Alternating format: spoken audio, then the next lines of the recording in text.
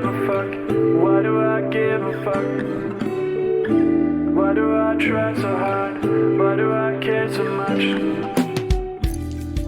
Welcome to Why Do I Give a Fuck? A cross-cultural conversation between myself, Diane Tate, and Johanna Thompson. In these times of great struggle and possible shift, we ask ourselves, why do we give a fuck about any of it? How does the lens we see the world through impact what we see? And what do we do about it? I am Diane Tate, and here And comes my partner. There's Johanna Thompson. How are you? welcome. It's a big day today. A lot of things going on It in the world, is um, a big day. especially on U.S. territory. We're having the inauguration of President Donald Trump today, Oh, yeah.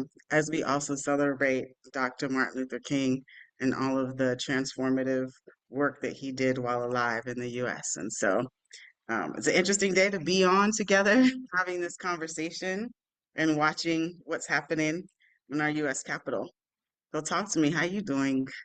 Goodness. I mean, you know, in this day and age, you think about how the universe and how everything seems to come together, and the idea that today is happening on Martin Luther King Jr. Day is just, I don't know. I don't believe in coincidences. So it gives me a little bit of something to focus on and to think about, and in the midst of all of the other stuff that we have going on. So, mhm. I wanted to ask you a question though, friend. What have you been doing since your coming into adulthood, looking and knowing politics on Inauguration Day? What does that look like for you typically? What are you doing?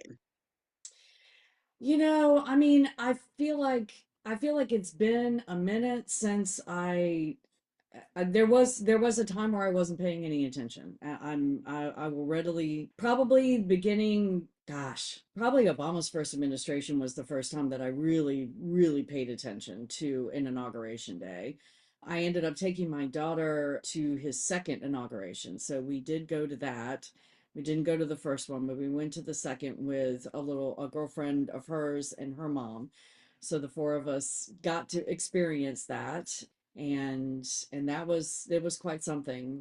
It was a day, man. It was a day. I know it wasn't as cold as it was for his first inauguration, but it was cold. And you have to be on the mall like super super super early. I remember walking onto the mall when the sun was coming up, and they were broadcasting music, blasting music, uplifting music all across the mall, and everybody was in a wonderful mood and celebratory and welcoming. There were all of these kind of people that were, I guess, were designated like ushers for helping people and letting people know where they needed to go. They all had these vests on, so I knew that they were there in some sort of capacity, and they were all welcoming, and everybody was hugging and happy, and even though it was super super super cold, it was still very exciting to be there, and quite an experience. I'm glad we did it. But yeah, and then last time I remember watching glued to the TV because I just wanted to watch him go. Wanted to watch uh, Oh, the leaving. ending of Yeah, what I was him hoping go. was the end of Who, his who, reign, but not so much. So, who are we talking about? talking about Trump when Trump was out. Oh, okay. You wanted to watch Trump leave and then see I Biden watched and all the way Kamala be through sworn. until the helicopter Yeah. deposited him at the airport, and he did his little speech with his hands, and then he got on the plane. I mean, I had to watch, like, it was a compulsion. I had to watch him You wanted hit to all make the sure supportive the aircraft and delivery. leave TC.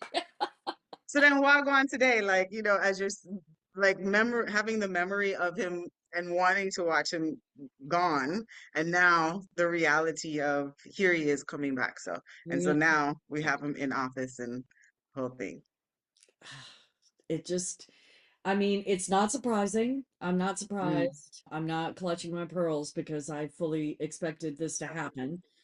It's interesting. I was listening to a little bit of commentary this morning about it, and the one of the commentators, who is a black woman, was saying that the thing that was sticking in her mind was that you hear that phrase all the time, this is not who America is. And she said, absolutely, this is who we are. This is who we've always America been. is.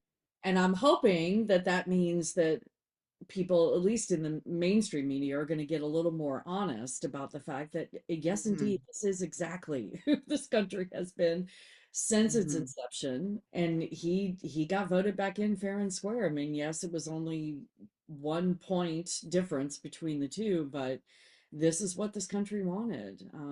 But you couldn't tell it from the lack of people that were standing on the streets as the motorcade was going to the Capitol. There was Hmm. nobody there. I mean, maybe a hand, just one line of people. They usually talk about how many deep the rows are going to be. It was only one row of people. Interesting. Very, very slim. So, but I'm sure the Trump supporters are pretty pissed off that they moved the proceedings inside Ceremony inside. because all those ticket holders don't, there's nothing for them to redeem. Actually witness. Mhm. Yeah. Not even going to be a parade. They're going to do it at the stadium at the Oh, civic center or something. They're going to do a mini parade okay. at the civic center, and he's going to have a rally tonight instead of going to work, which is Yeah. what the president typically does. He's going to Yeah. have a rally tonight, so it'll be Okay. a big party. Oh, oh, okay. Mhm. I'm fascinated. I'm fascinated just because this is so completely different.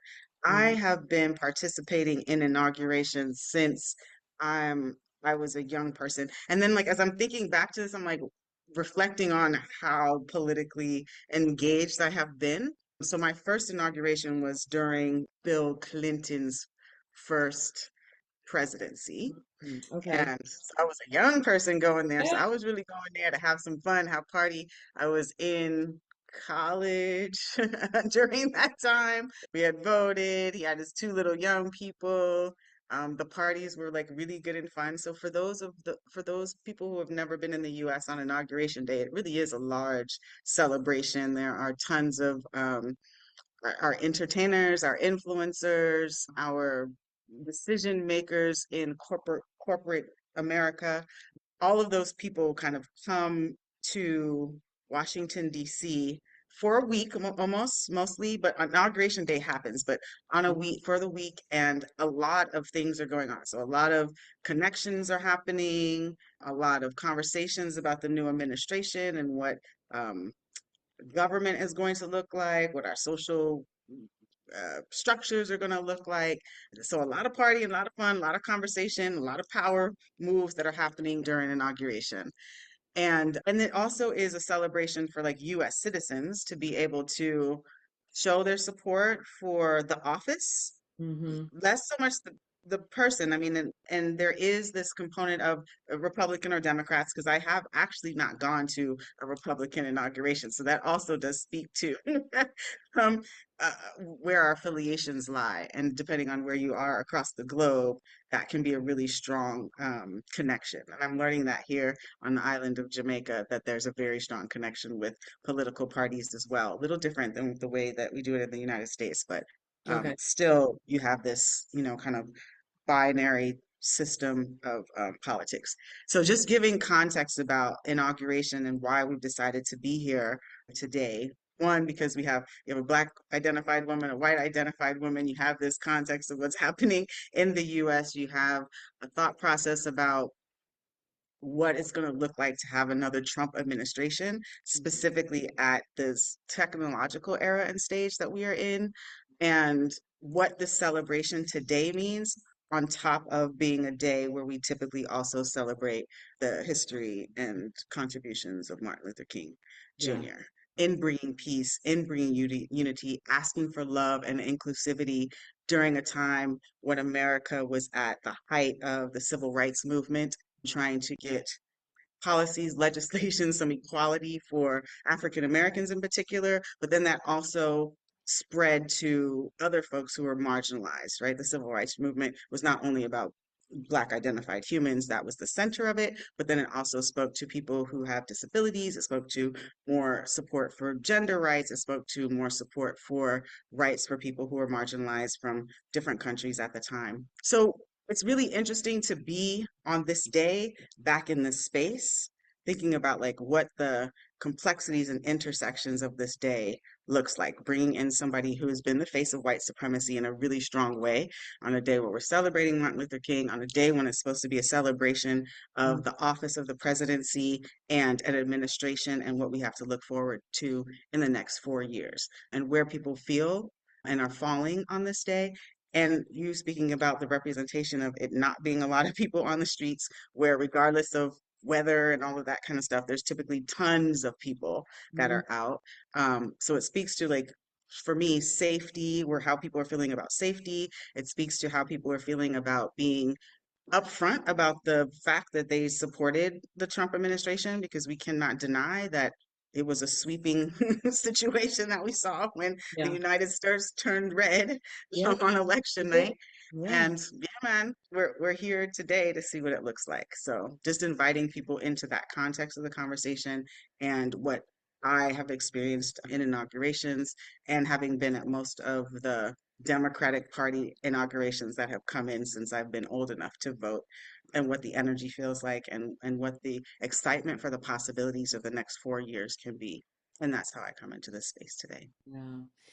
Well, thank you for that. And I want to say to everyone that I come into the space a little under the weather, which is Yeah. appropriate for today, I think. I got a little bit of a cold, so if you see me coughing, I apologize for that. I'm going to do my best to mute before I let anything fly. Um, but yeah, I was watching some of the feed of the dignitaries coming in, and you mentioned tech.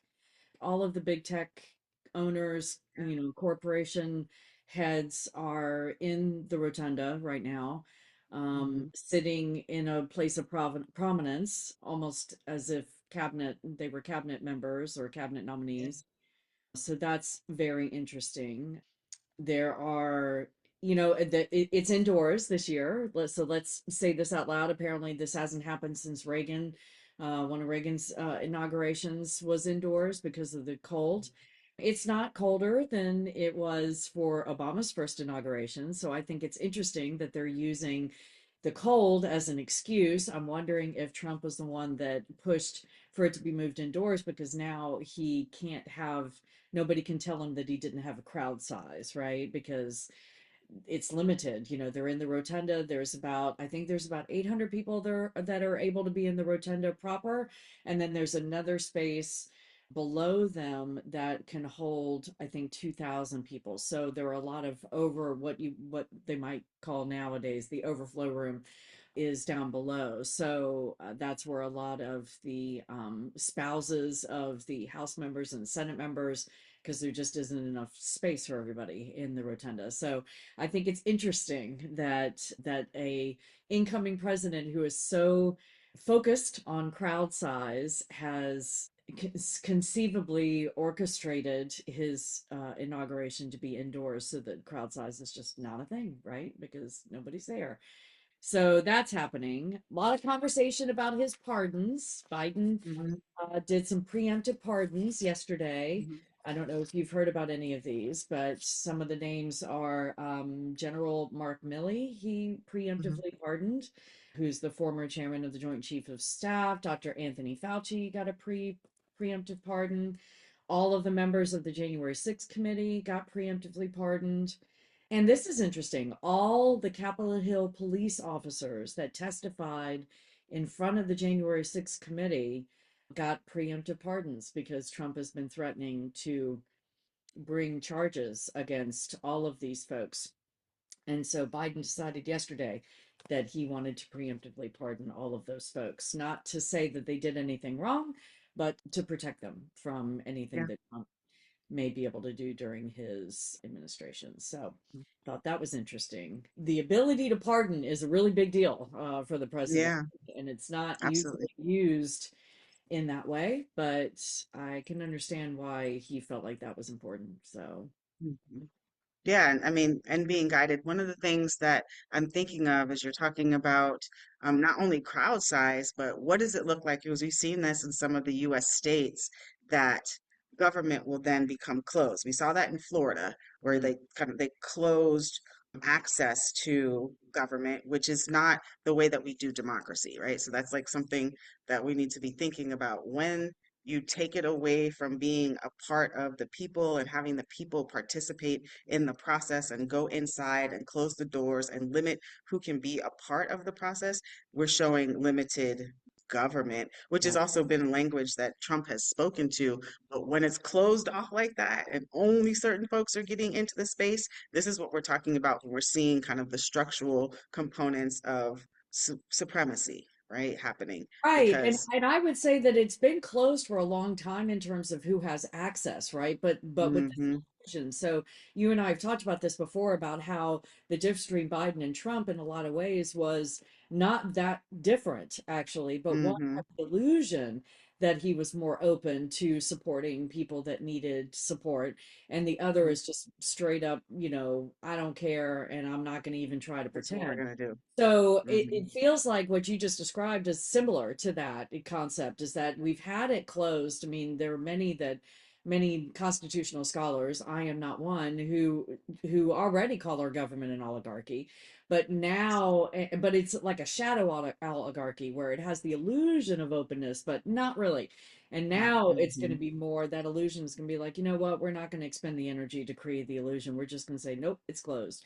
And so many of those tech giants that are sitting in the and I don't use the term giant in terms of puffing them up. I'm just using that hmm as to Having power, yeah, the folks that have power.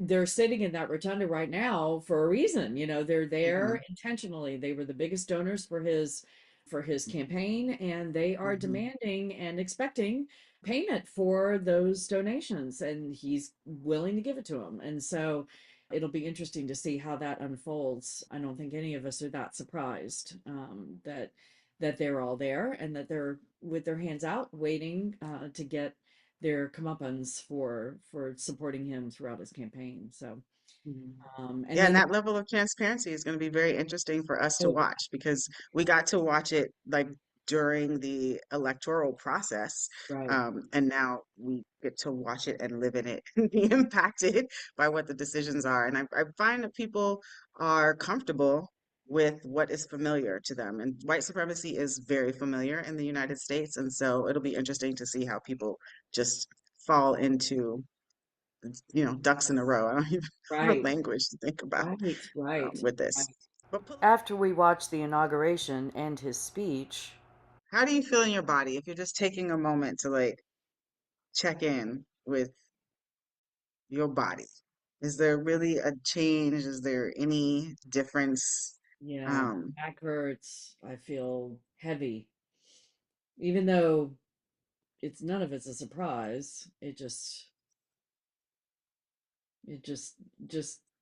knowing that I don't know. I don't even know how to put it into words. Knowing that there are so many people in this country and around the world that are going to be negatively directly impacted by the chaos that this next 4 years might bring, will bring, and whatever that looks like.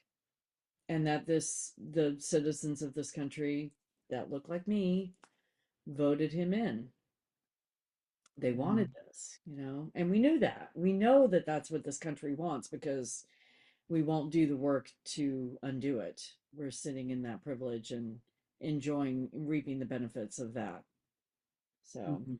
how are you feeling in your body? I probably don't need to ask, but it's Yeah, more. no, I'm full of tension. I'm full of tension right now because when I'm listening to the language, I am hearing all of the dog whistles and I'm hearing all of the things that were never applicable to me as a Black identified person in the United States, right? So not even naming the labor that came from non-white colonizers in building the nation of the United States is exclusionary. And so like, and then okay, the language of what Donald Trump was actually saying, whoever wrote that speech that he delivered well, if we're just talking about the the way that it looked, Right.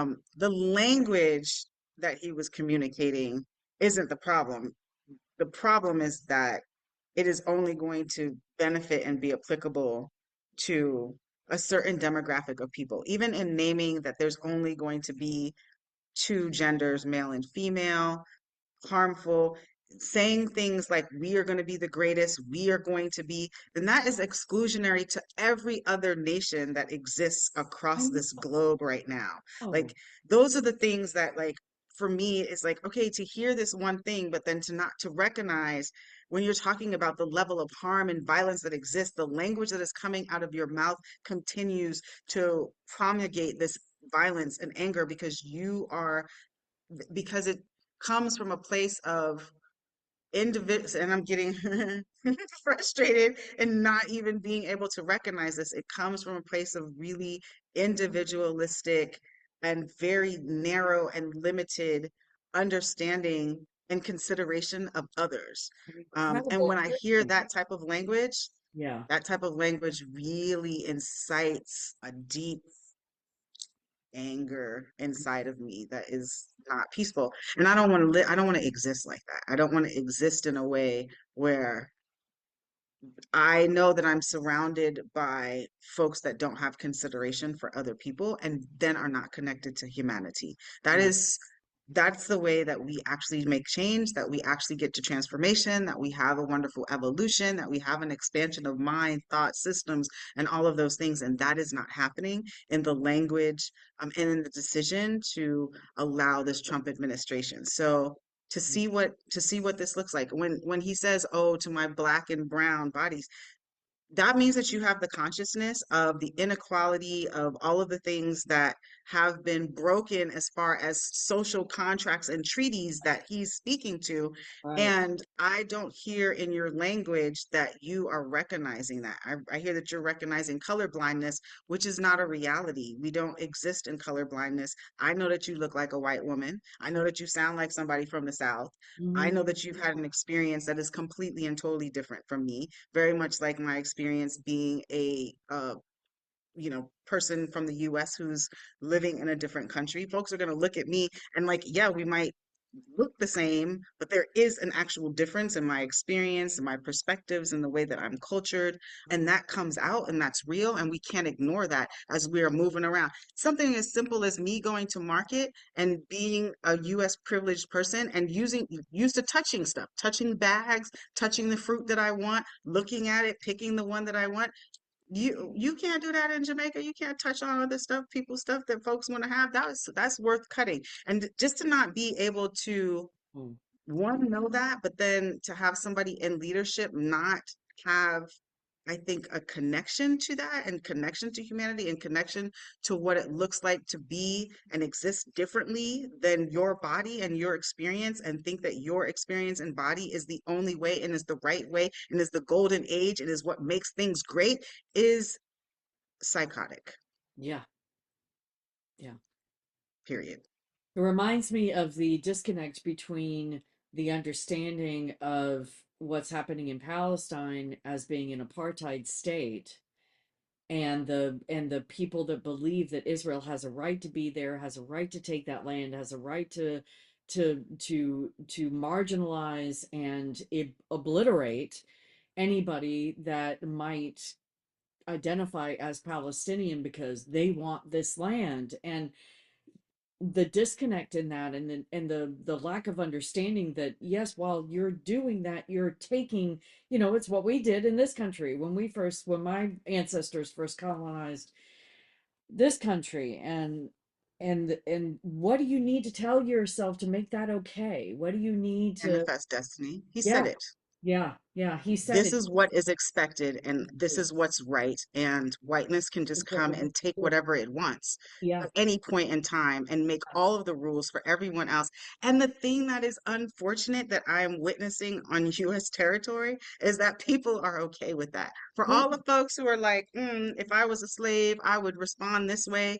I'm just letting folks know that if you are not a wealthy white male man identified person in the United States, you're a slave. Yeah. You're a true slave. Yeah. Don't think that you're not.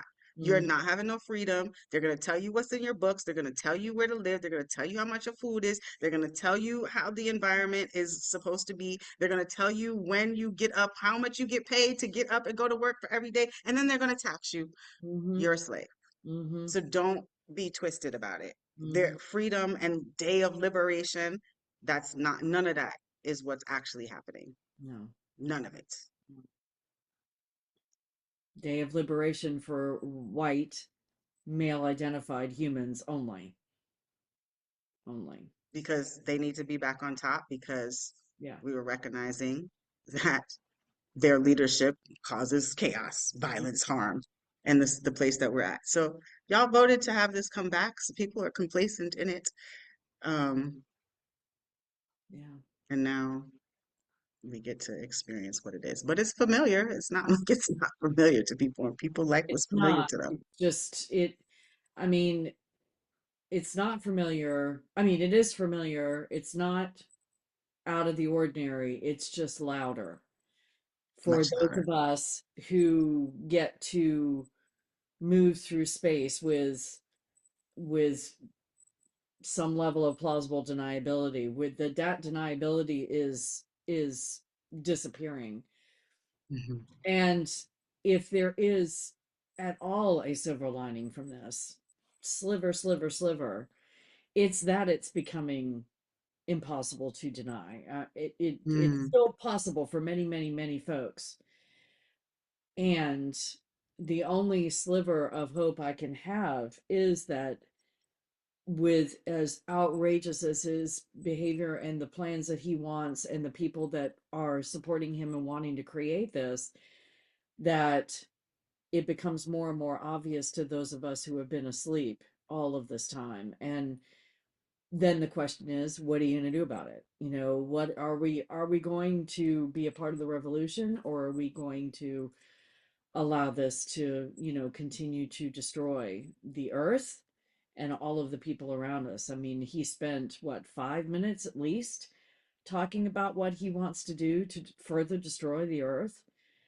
For anybody that's listening, anybody that's watching, if you are not okay with this, then you got to stand up. You got to join forces. You got to get in solidarity with people that are. We've got to form the revolution. We've got to form and I'm not meaning, the pictures of revolution that we may have in our heads from the movies. I don't even know that that's just a more theater. The revolution has to come from our gut. It has to come from our hearts. It has to be embedded in everything that we do to try to effect some level of change and protect those around us who are going to experience the greatest level of harm in these next 4 years and the years to come after that. So I'm very, very grateful that you are not on this land any longer, even though that means you have to be away from your children and your family and your loved ones. But they can come. yes, yes, Anyone can come. That's yes, not to say that there's other nations that don't have right, the issues that we right. exist in on a global scale. Intoxication is a sickness that we're finding is, the veil is being ripped off and we're seeing it everywhere now. Everywhere. Been there all along, but Hmm. we're seeing it now. Hmm. I'm talking Yeah, about me. yeah. No, I understand that. And then, I'm also curious as to what revolution actually looks like, because what we've seen not only in the United States, but we have seen this kind of return to fascism and return to a desire for a limited and less expanded thought process. Yeah. So what is revolution actually going to look like when a majority of people are inviting this type of leadership across the globe? They're inviting this leadership. Well, when you Or say majority of people, are you talking about the voters? I'm talking about, yeah, election processes, you know, And I know that elections cannot be partial and fair and equal, and not everybody Right. comes up and And shows it's not a out, majority because a lot of and people it's can vote, don't even So vote. But for those who have the power and the sensibility to do that, yeah, we've seen this sweep of no, we want it back to this thing. yeah. And so what does that actually look like when like the power structures and those who have participated in the process have taken us to this place where our leadership and our administration and our structures are centered around this hierarchical supremacy? What does a revolution actually look like? I mean, it's a great question. I don't know that I have the answer. For me, I can just speak from my own lived experience. It's about um, shifts in my own consciousness in terms of the binary thinking. I've been doing a lot of unpacking of what how binary thinking manifests in so much, and how the beginning of my awakening was about how white supremacy manifests in the way I move through space, and that's not, it's never going to be completely gone, but I'll always be working on it. But I feel like it's graduated to more of a binary thinking, because and who has the power in any situation. So revolution for me is just finding the people that I know are doing the work, refusing really in a lot of ways to be in community with people who aren't, not necessarily, and that's a hard one, because you end up losing a lot of people around you, but I've also gained a lot of amazing people around me that really want to see this done differently. But it's also people that look like me who have the privilege and who have the ability. I have the ability to walk into any space and,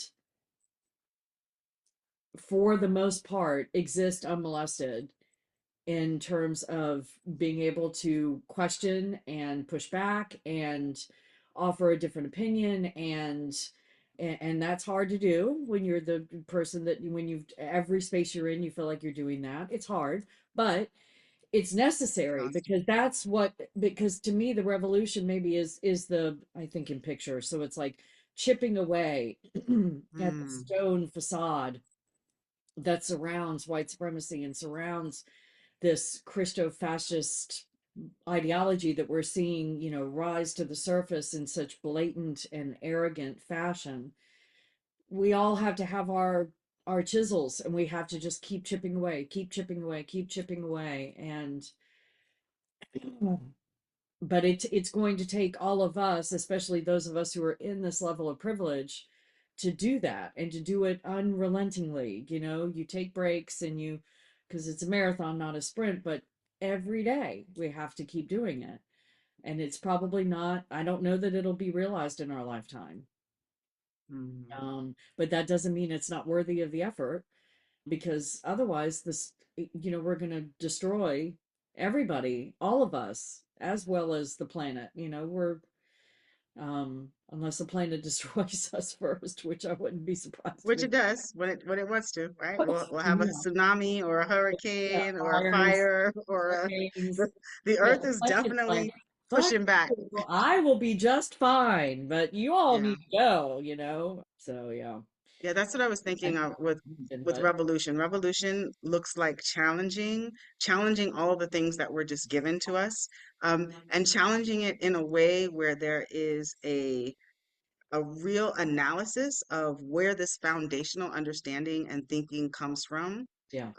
and whether or not you want to actually participate in it, because that is what liberation is and freedom is, right? The autonomy of choice to participate in something. And revolution can look like a challenge to those things that we just are like, this is what is. And even if it's not the thing that we expect for it to be, Mm-hmm. to come into the knowledge and the experience of whatever the thing that we didn't expect is what revolution can look like.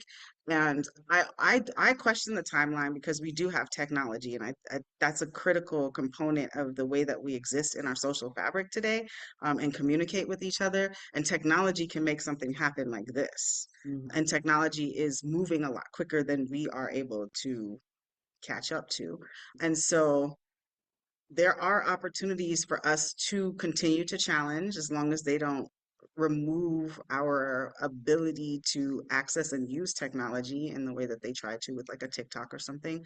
Yeah, that's where our efforts and energy has to fall for us to actually achieve this liberation and this kind of autonomy of choice and our own individualized natural humanity that isn't dictated by a certain singular thought process. Right.